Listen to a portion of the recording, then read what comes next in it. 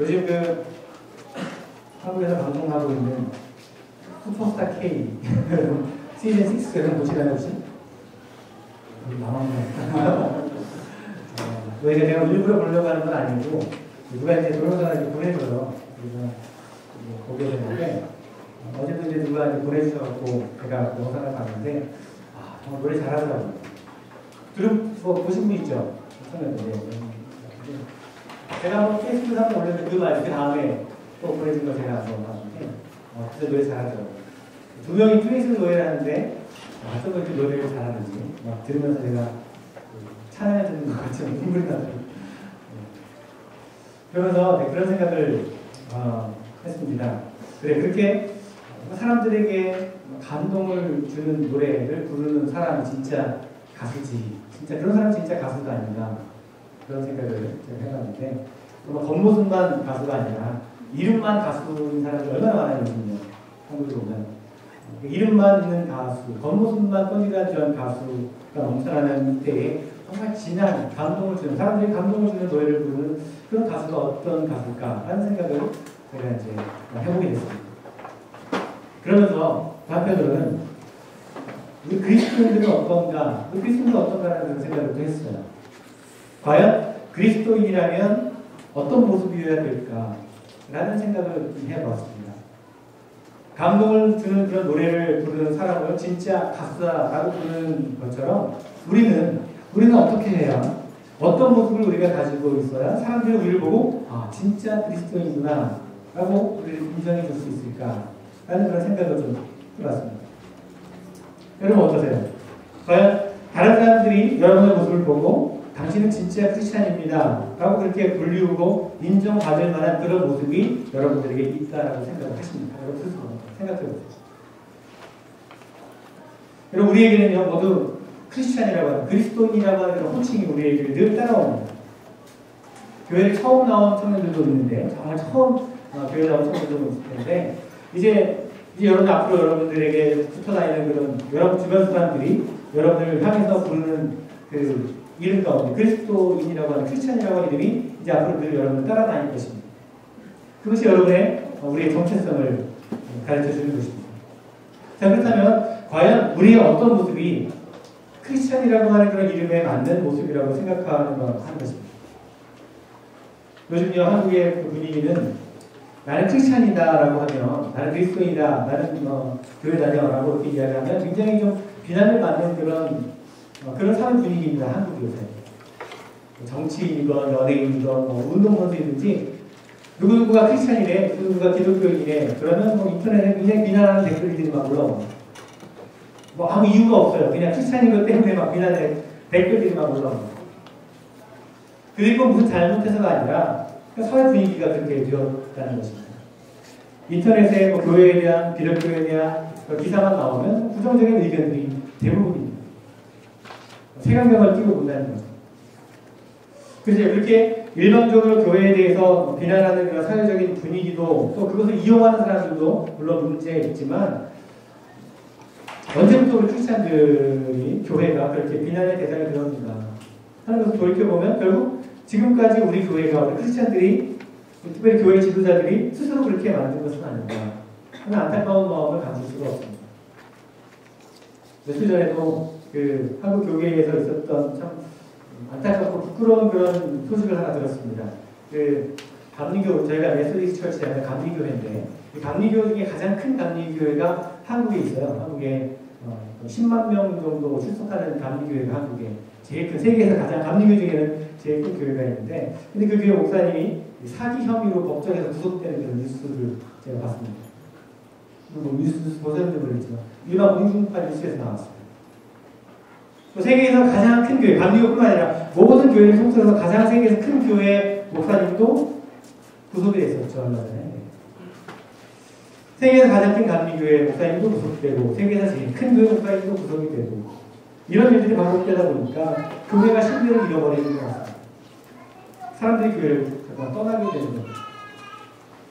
한국에서 일반 사람들이 교회에 가지고 있는 그런 신뢰도가 어떤 조사해 보니까 17%라고 합니다. 그러니까 10명 가운데 8명은 교회를 신뢰하지 않는다는 겁니다. 이렇게 한국 교회는 사람들로부터 점점 인정받지 못하고 있다는 것입니다. 자, 우리가 다시 한번 처음부터 다시 한번 점검할 필요가 분명히 있습니다. 자, 우리 모두는, 여러분 스스로에 대해서 나는 그리스도인이다, 나는 크리스찬이다 라고 그렇게 여기면서 여러분 살아가고 있습니다. 그런 정체성을 가지고 여러분 살아가고 있습니다. 그러나 한 번쯤 우리 자신에게 내가 정말 크리스찬인가? 내가 정말 그리스도인인가? 그리스도인이라면 과연 어떤 사람인가? 그리스도인이 된다고 하는 것은 무엇을 의미하는 것인가? 라는 질문을 여러분 한번 스스로에게 던져보고 그런 질문을 가지고 고민을 해봤으면 좋겠습니다. 그런 생각을 가지고 오늘 말씀을 좀 나눠보려고 합니다. 우리들은 우리 자신이 그리스도인이다, 나는 크리스찬이다 라고 이렇게 고백하면서 살아가고 있는데, 그런데 정말로 내가 나를 그리스도인이라고 고백하는 것은 무엇을 의미하는 것인지, 그리고 그것이 나의 삶을 어떻게 바꾸어 넣었다는 것인지에 대해서 확실히 알고 있거나 그 의미를 다시 한번 되새겨보는 사람은 사실 우리 가운데 그렇게 많지 않은 것 같아요. 그런 고민을 가지고 있는 사람이 많지 않다는 것 같습니다.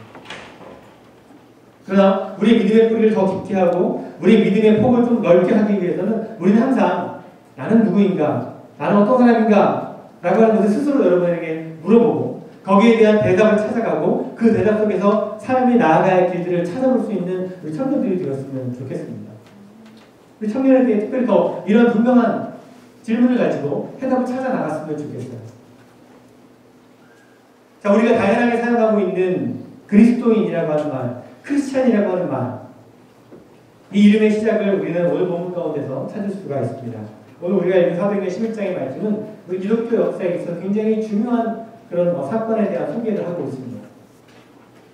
안디옥이라고 하는 지역에서, 안디옥이라는 도시에서 복음을 전하고 있는 사람들, 그 중에서 특별히 바나바 같은 인물을 통해서 그 안디옥에 있는 많은 사람들이 예수님을 믿게 되었고 또 믿음을 고백하게 되었는데요.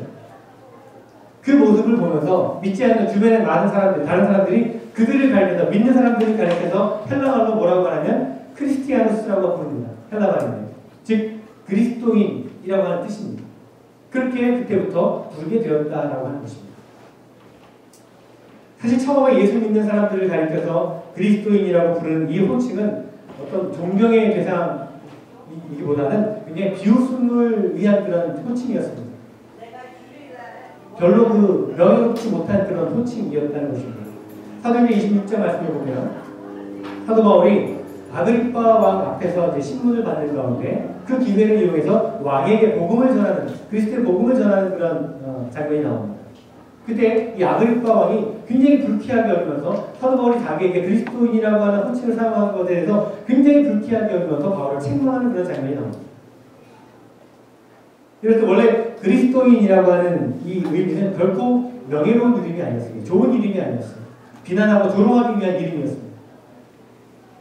그러나 안디옥 교회의 성도들은 그들 자신들에게 붙여진 그 부끄러운 별명인 그리스도인이라고 하는 그 이름을 점점 그 이름의 의미를 깊게 생각하고 또 그것을 영광스러운 이름으로 여기게 되었다는 것입니다.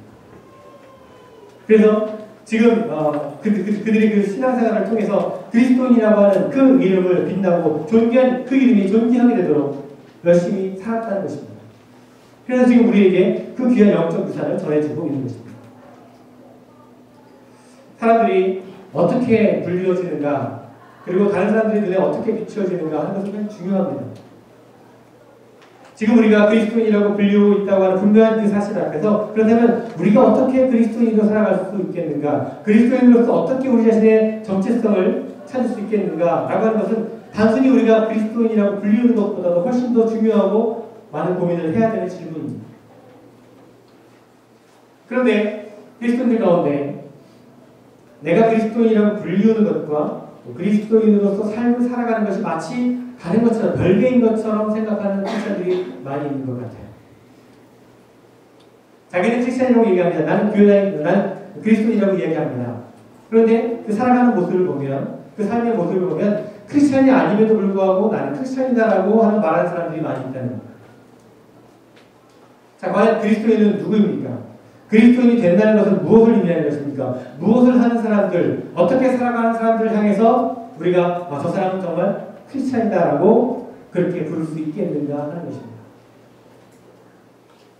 안디옥에서 믿는 사람들이 함께 모여서 말씀을 공부하고 서로 돕고 구제하고 사랑을 베풀고 하는 그 모습들을 보면서 주변에 있는 사람들이 그들을 향해서 저들은 그리스도인이구나 라고 그렇게 얘기했던 것처럼, 만약에 지금 교회 밖에 있는 사람들이, 믿지 않는 사람들이 우리를 향해서, 여러분들을 향해서 당신들은 크리스찬이군요, 당신들은 그리스도인이군요 라고 말할 때 과연 우리의 어떤 모습을 보고서 그들이 우리에게 그리스도인이라고 부르는 것인가 하는 것입니다.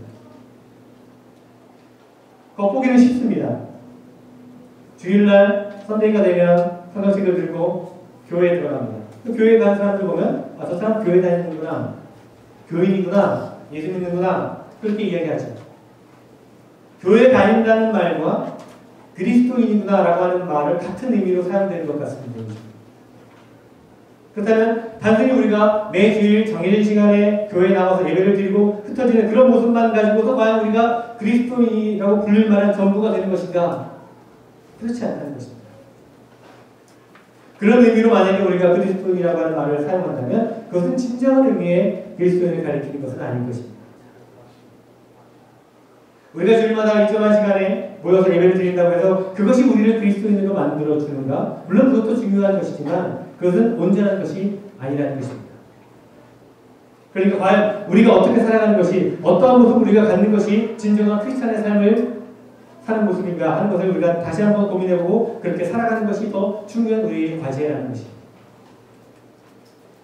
내가 나 스스로 생각해도 부끄러움이 없는 그리스도인, 그리고 다른 사람들이 나를 부를 때 그리스도인이라고 부르기에 조금 더 걸림이 없는 그런 그리스도인이 되려면 과연 어떤 모습이어야 되는가, 그 말씀을 잠깐 오늘 나누고 하는 것입니다.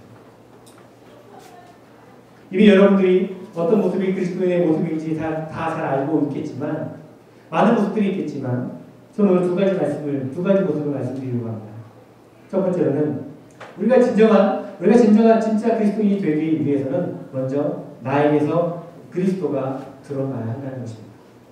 나에게서 그리스도가 보여져야 합니다. 드러나야 합니다.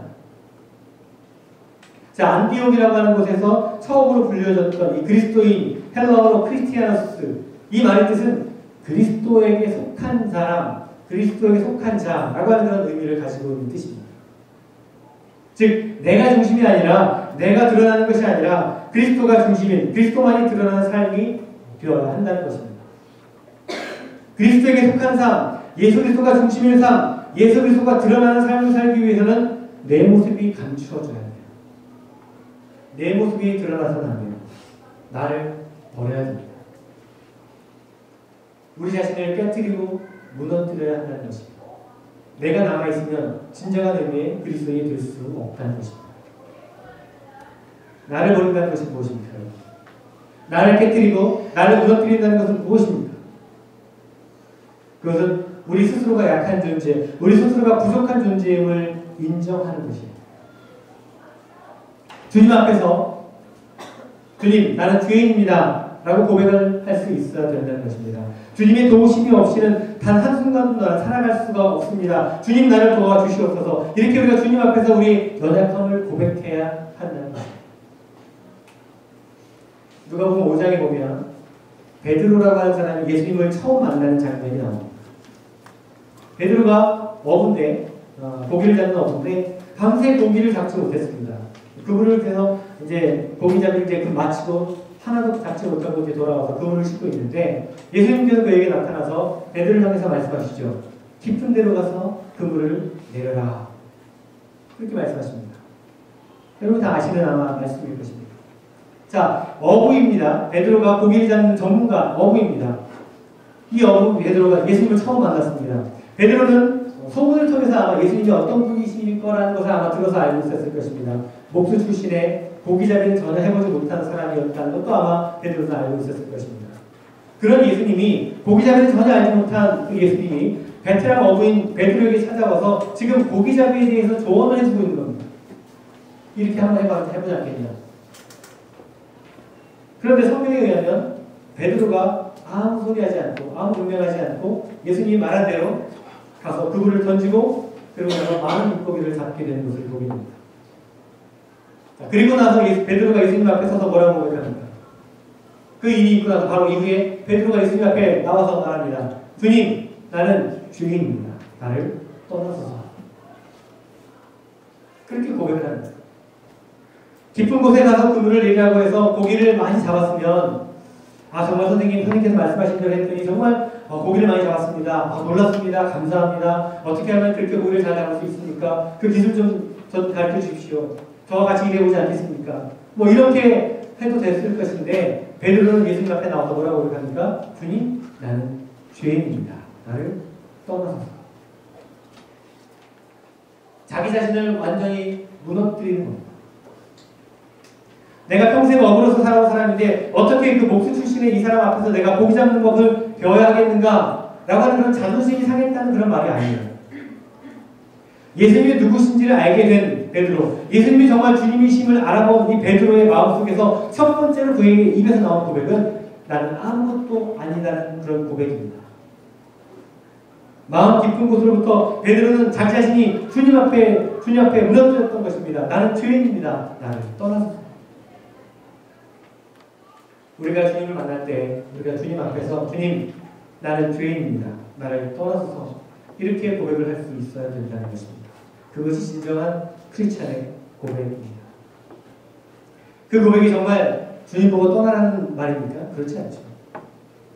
나는 이렇게 주님 앞에서 내 자신을 비웁니다. 주님 앞에서 나는 너무도 약하고 부족한 존재입니다. 그러니 주님, 이제부터는 주님께서 나의 주인이 되어 주십시오. 라고 하는 고백입니다. 예수님께서 말씀하십니다. 누구든지 나를 따라오려거든 자기를 부인하고 자기 십자가를 지고 나를 따를 것이다. 자기를 부인하고 자기를 깨뜨리고 자기를 비우고 그리고 주님을 따르라는 것입니다. 자신의 깨어짐을 통해서, 자신의 부서짐을 통해서, 자신의 무너짐을 통해서, 자신의 비움을 통해서 예수 그리스도가 주님이 되심을 인정하는 그런 사람들, 주님이 주인 되심을 고백하는 사람들, 그들이야말로 바로 참된 진짜 크리스찬이라고 분류를 받을 수 있다는 것입니다. 여러분, 주님 앞에서 우리는 그저 깨어져야만 되는 것입니다. 주님 앞에서 우리는 그저 무너져야 되는 것입니다. 비워져야 됩니다. 그래야 비로소 나는 그리스도인입니다. 라고 하는 고백을 당당하게 증언할 수 있게 되는 것입니다. 주님을 만남으로 자신을 무너뜨리고 자신을 비움으로 온전하게 그리스도에 속한 삶, 그리스도가 중심인 삶, 주님이 드러나는 삶을 살아가는 진짜 크리스찬이 되는 여러 청년들, 여러 모두가 되기를 간절히 바랍니다. 두 번째로 그리스도인이 된다라고 하는 것은 과연 어떤 삶을 사는 것인가? 그것은 바로 하나님의 일꾼이 되는 것입니다. 하나님의 일을 하는 사람이 되는 것입니다. 그리스도인은 무엇을 하는 사람인가? 하나님의 일을 하는 사람들입니다. 우리 그리스도인들은 하나님의 일을 하는 사람들이에요. 말로는 그리스도인이라고 얘기하면서 하나님의 일을 하지 않으면 그는 그리스도인이 아닙니다. 하나님의 일은 아무나 하는 것이 아니에요. 하나님의 일은 하나님께서 불러주시고 하나님께서 세워주셔야만 할 수 있는 것입니다. 하나님께서 일꾼으로 세워주셨기 때문에 하나님을 위하여 살아가는 사람들, 하나님 나라의 일꾼된 사람들, 그들이 바로 그리스도인이다라는 것입니다. 그런데 여러분, 하나님의 일꾼이 된다는 것은 늘 좋은 일만 있는 것은 결코 아닙니다. 하나님의 일꾼이 되었기 때문에, 하나님의 일을 하기 때문에, 그리스도인이 되었기 때문에 오히려 이전보다 더 많이 힘든 일이 찾아올지 모릅니다. 더 오래 참고 견뎌야 될지도 모릅니다. 오히려 더 어려움을 당할 수 있습니다. 오히려 이제는 하지 않았던 힘든 일을 해야 될지도 모릅니다. 그러나 그 모든 것을 감사함으로 여기고 그 일을 감당해 나가는 것, 그것이 바로 하나님의 일을 하는 사람들의 모습입니다. 더 편해지려고 하나님의 일꾼이 되는 것입니까? 정말. 더 부자가 되려고 하나님의 일꾼이 되는 것입니까? 아닙니다. 더 많은 시간을 활용해서 내 취미를 즐기고 하나님의 일꾼이 즐기려고 하나님의 일꾼이 되는 것입니까? 불가능합니다.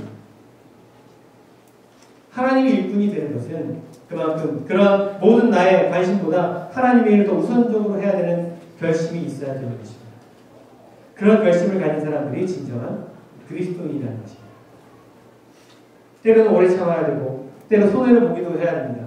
때로는 고난을 이겨내야 되고 온갖 힘든 일을 다 감당해야 되기도 합니다. 사람들은 왜 그렇게 힘든 삶을 살아가느냐? 왜 그렇게 고생스럽게 어려운 길을 가려고 하느냐? 우리를 향해서 바보 같다라고 이야기할지는 몰라도 오히려 그런 상황에서도 묵묵하게 하나님의 일을 감당해 나가며 하나님의 길을 걸어가는 것, 하나님의 일꾼으로서 삶을 살아가는 것, 그런 사람들이 바로 그리스도인이라는 것입니다. 그래서 하나님의 일꾼이 된 그리스도인들은 어떤 사람들인가? 바로 마치 작은 겨자씨와 같은 사람들입니다. 보기에는 참 보잘것없고 작은 것이지만 그 겨자씨가 땅에 심기어져서 그리고 그것이 자라서 커다란 나무가 되고 열매를 맺는 그런 역사를 나타내는 것처럼 그리스도인은요, 밭에 뿌려진 아주 보잘것없는 씨와 같은 존재들입니다. 뿌려졌을 때에, 그것이 뿌려졌을 때, 심겨졌을 때에 스스로 죽임을 통해서 자라나고 더 많은 열매를 맺는 사람들, 그들이 바로 크리스찬이라는 것입니다. 비록 작은 것 같지만 그것이 하나님의 나라를 위해서 자기 자신을 아낌없이 내어주는 사람들, 그것을 감내하는 사람들, 그들이 바로 그리스도인이라는 것입니다.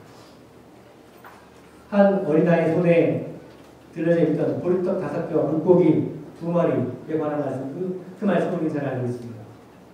그것이 그 어린아이의 손에 그대로 계속 들려져 있을 때는, 그 어린아이의 손에만 머물러 있었을 때에는 그저 어린아이의 하나의 한 끼 식사에 불과한 것이었지만, 그런데 그 보리떡 5개와 물고기 2마리가 주님의 손으로 옮겨졌을 때에, 주님의 손으로 들여졌을 때에 5,000명이 넘는 사람이 먹고도 남는 역사가 나타나는 것입니다. 보잘것없는 보리떡 5개라고 할지라도 그것이 주님의 손에 들려졌을 때 놀라운 역사가 나타나게 된다는 것입니다. 우리 크리스찬들, 우리 그리스도인들은 바로 그 보리떡 5개와 같은 존재들입니다. 여러분이 바로 그런 존재입니다.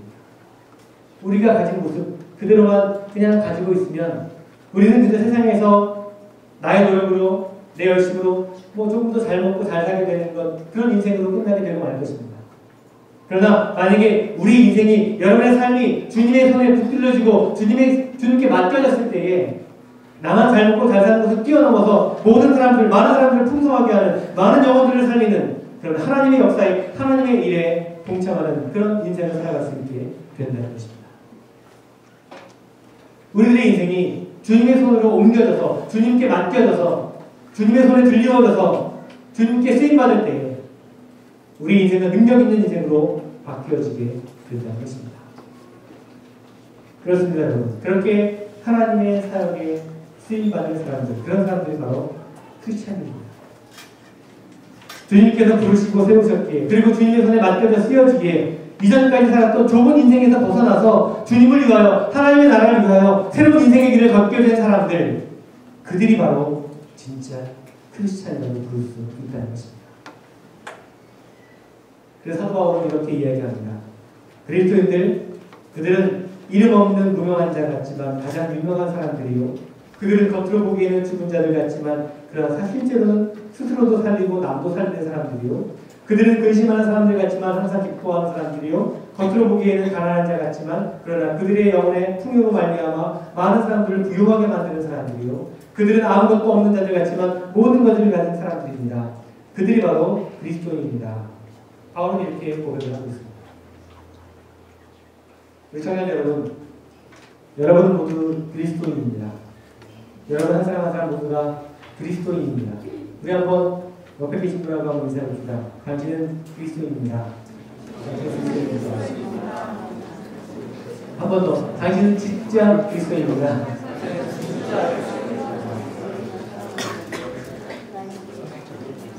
우리가 함께 서로 이렇게 고백했던 것처럼 그리스도인이라고 하는 그 이름에 정말 우리가 부끄럽지 않은, 그 이름에 부끄럽지 않은 삶을 사는 우리 청년들이 되었으면 좋겠습니다. 우리 자신을 여러분 내려놓고 주님께서 주인이 되는 삶, 그리고 주님의 손에 붙들려서 주님께서 주시는 능력으로 하나님의 일을 감당하는 삶을 사는 우리 그리스도인이 되었으면 좋겠습니다. 우리의 모습을 통해서 그래서 많은 사람들에게 감동을 주고 세상 가운데 거룩한 영향을 끼치는, 그래서 사람들이 여러분을 보고 야, 정말 저 사람은 진짜 크리스찬이구나, 정말 그리스도인이구나, 그렇게 인정을 받을 수 있는 우리 청년들이 되었으면 좋겠습니다. 우리 청년들이 진짜 정말 참된 크리스찬이 되기를 간절히 주님으로 축원을 드립니다. 기도하겠습니다. 주님 감사합니다. 우리가 정말 그리스도입니다. 네가 다시 한번 돌아보게 하시니 감사를 드립니다. 우리 입술로만, 우리 겉모습만 그리스도인이 아니라 진정한 그리스도인들이 하여 주시옵소서. 그리스도의 속한 자로서 정말 우리 자신을 드러내는 것이 아니라 우리 자신을 무너뜨리고 깨뜨리고 낮아지고 비움으로 말미암아 주님께서 내 삶의 주인 되심을 인정하고 고백하는 우리의 삶이 되게 하여 주시옵소서. 또한 우리의 삶을 주님께 맡김으로 말미암아 하나님의 일을 감당할 수 있는 주님께 붙들려서 하나님의 일을 감당하는 우리 청년들의 주도 되게 도와주시옵소서. 참으로 그리스도로서 우리가 세상 가운데 살아가면서 많은 영혼들을 살리고 또 많은 이들에게 크리스찬으로서 건강한 영향을 끼칠 수 있는 우리가 청년들의 모습이 되게 하여 주시옵소서. 주님께 함께 도움하시길 소원하며 예수 그리스도로 기도드립니다. 우리 시간 동원하실 때는 특별히 오늘은 우리 청년 임원들 팀장들이 나와서 특별 찬양 해주십니다. 기대가 됩니다.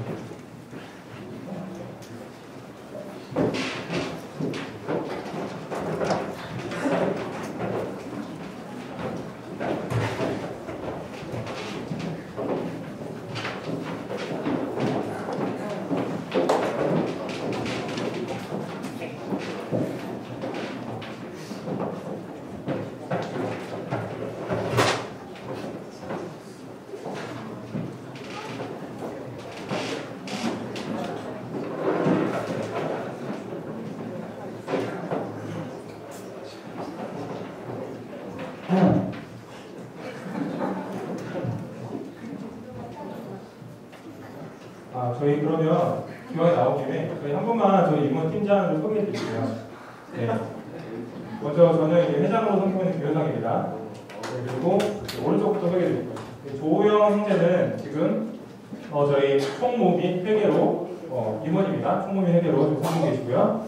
네, 고상호 팀장은 저희 지금 아웃리치 팀장이세요. 아웃리치 팀장. 그리고 김현진 형제께서는 기도 팀장.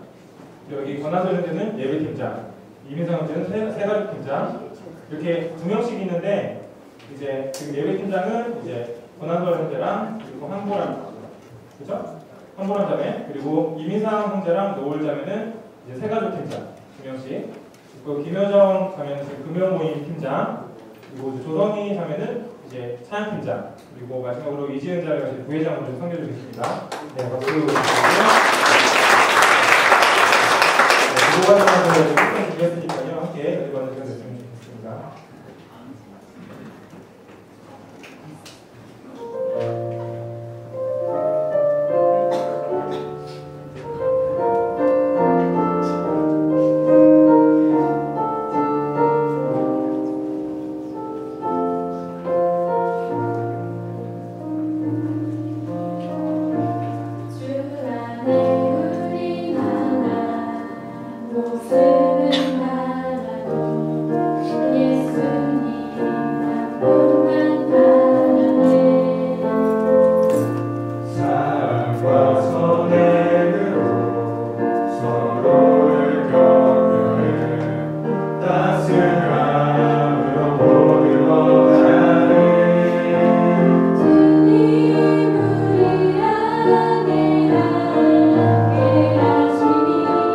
영제자매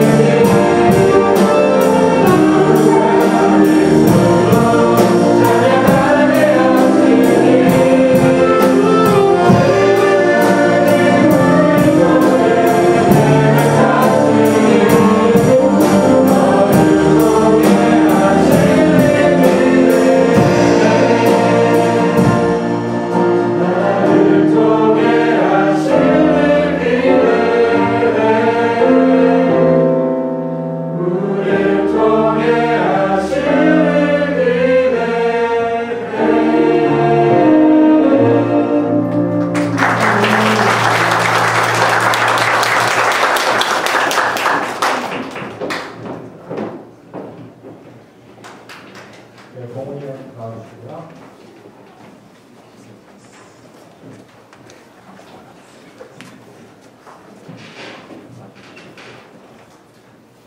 다 같이 기도드리시겠습니다. 주님, 오늘 이 시간 함께 모여 예배를 드리고 예물을 바칠 수 있게 해주셔서 감사합니다. 이 예물과 예물을 바치는 마음을 귀하게 받아주시고 주님 보시기에 알맞은 곳에 쓰이기를 원합니다. 다시 일터 또는 학업으로 돌아갈 때에 무심히 매일 하는 일들이 다른 사람에게 해가 되는 것이 아니라 말씀에서 배운 대로 나를 포기하고 하나님이 중심이 되는 하나님의 진정한 일본의 진정한 그리스도인이 되게 해 주시옵소서. 하루하루 하나님께 잇대어 정직하고 부지런하게 살게 해 주십시오. 모두 나의 노력, 나의 지혜로 얻는 것이 아니라 하나님께서 허락하시고 많은 생명들에게 빚지고 살아간다는 것을 기억하게 해 주시옵소서. 아버지 하나님, 꼭 바치지 못하는 손길이 있다 할지라도 그 청년들을 도와주시옵고 지켜주시옵소서. 어려운 사정이 있다면 빨리 해결되게 하여 주시옵소서. 하나님 아버지, 한 주간 감사하는 마음으로 다시 하나님과 이웃들 앞에 기쁜 마음으로 내려놓을 수 있도록 순간순간 마음을 주관하여 주십시오. 사랑합니다 하나님, 예수님의 이름으로 기도드립니다. 아멘. 네, 저희 임원 팀장 수업 괜찮았나요? 네, 고맙습니다. 네, 다음 단사 한번 보십니다. 네, 저희 그러면 오늘 예배에 나오신 분들 중에 오랜만에 저희 청예배에 다시 돌아오신 분들 그리고 처음 나오신 분들 환영하는 시간을 갖도록 하겠습니다. 먼저 박인수 형제님 어디 계시죠? 박인수 형제님. 네, 여기 앞에 계시네요. 네, 반갑습니다. 박수 반갑습니다. 네, 그 다음에 송아연 자매님, 송아연 자매님.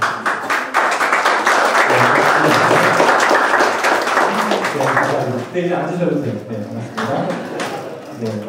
그 다음에 이 시간 특별히 또 소개해야 되는 형제가 왔어요. 이제 중국 선교를 마치고 이승준 형제님께서 오셨습니다. 네.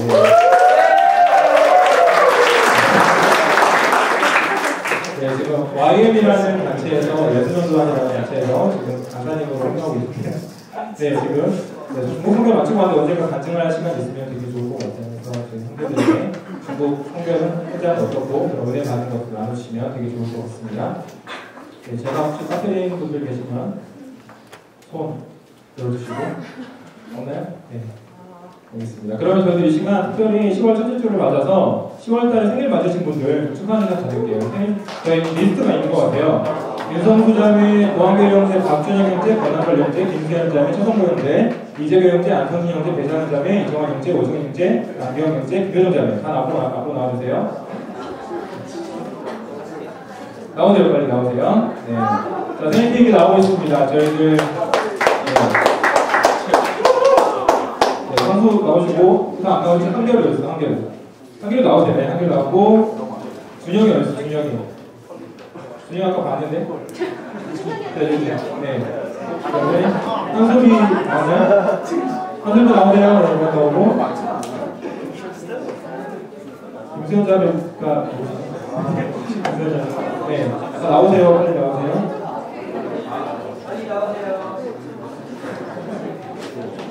자, 그러면 저희 함께 생일 축하 노래 부르면서 축하하도록 할게요. 제가 맨날 갑자기 못 쳐가지고. 자. 생일 축하합니다. 생일 축하합니다. 사랑하는 노래 생일 축하합니다.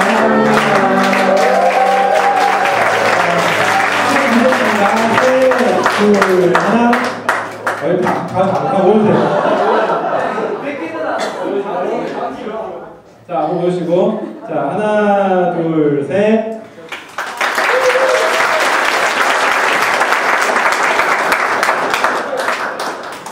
네, 정말 축하드립니다. 네. 점점 이렇게 생일 축하 인원이 늘어나는 거 보니까 확실히 인원이 늘었다는 걸 실감하게 되는 것 같습니다. 네, 그럼 저희 청년부 소식 알려드릴게요. 저희 먼저 축복 선포부터 축복합니다. 찬양해야 되는데 찬양해야 됩니다. 이렇게 축복합시다 서로. 네, 축복합니다. 이렇게 찬양하시면서 서로 이렇게 축복하지 않도록 하겠습니다.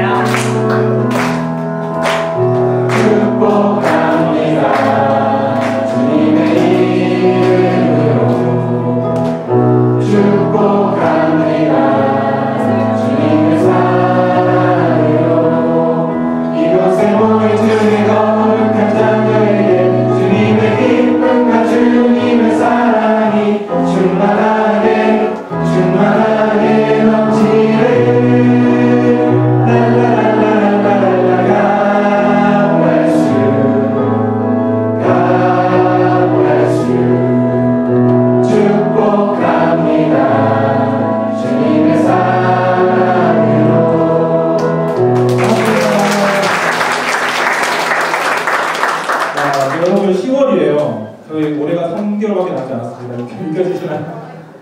네, 올해 마무리를 잘 하고 계실 줄 믿고 네, 소식 전해드리겠습니다. 네, 먼저 예배 안내 항상 드리듯이 매주 수요일 저녁 그리고 주일 저녁 7시에 종당에서 수요 예배 그리고 주일 저녁 예배 있고요. 저희 모임들 있죠? 매주 수요일 저녁마다 저희 임원 팀장과 함께 기도하고 있고요. 그 다음에 매주 금요일 저녁 7시에 저희 성령부실에서 기도와 찬양에 집중하는 금요 모임 시간 있습니다. 그리고 매주 토요일에는 저희 말씀 읽고 나누는 시간, 토요 모임 시간 있고요. 그 다음에 저희 토요일 4시죠? 토요일 4시에. 그리고 주일, 저희 주일, 오늘 이제 예배가 끝나고 나면 새로 오신 분들은 저희 셀 모임으로 흩어지시기 전에 목사님이랑 같이 만나시고, 잠깐 만나시고, 저희 흩어지시 가도록 하겠습니다. 그리고 저희 새신자 피크닉을 저희가 가기로 했어요. 제가 저번에 설베이 했잖아요. 이렇게 동의 나눠드려가지고 3일주를 하고 싶으신지 그리고 아니면 피크닉을 하고 싶으신지 했는데 피크닉이 저희가 이제 더 많게 표를 얻어서 다음 주 토요일, 그러니까 오는 토요일 날 저희가 피크닉을 할 거예요. 그래서 저희 10월 11일 오는 토요일에 오전 1시에 시작입니다. 장소는 알라모아나 그 매직 아일랜드라고 알라모아나 뒤편에 보시면 공원이 있어요. 거기에 또 하게 될 거고요. 저희가 지도랑 약도 이런 정보를 저희가 웹사이트에 좀 올리면 좋을 것 같아요. 그래서 나중에 동민 형제나 저희 웹사이트 관리하는 부분 거기다 또 정보 올려드릴 테니까 주부에도 저희 웹사이트 주소 있거든요. 거기서 확인해 줄 수 있습니다. 그 다음에 회비가 있어요. 저희 새 신자분들을 제외하고 기존 신자분들은 구신자분들은 5불씩 회비를 좀 걷도록 하겠습니다. 저희가 이제 새신자분들이 주인공이시기 때문에 저희가 이제 저희 새신자의 기준은 저희가 올해 초 2월에 제가 섬투어를 갔어요. 새신자 섬투어를. 그래서 그 섬투어 이후로 2월달 섬투어 이후에 오신 분들은 새신자로 저희들이 이렇게 디파인 하도록 하겠습니다. 그때 이후로 오신 분들은 다 새신자들. 그때 섬투어를 안 갔다고 하더라도 그 이후에 오신 분들은 네, 이후에 오신 분들만 저희 카운트하도록 할게요. 그다음 저희가 새가족 교육을 다음 주부터 하도록 할 거예요. 그래서 지금까지 저희가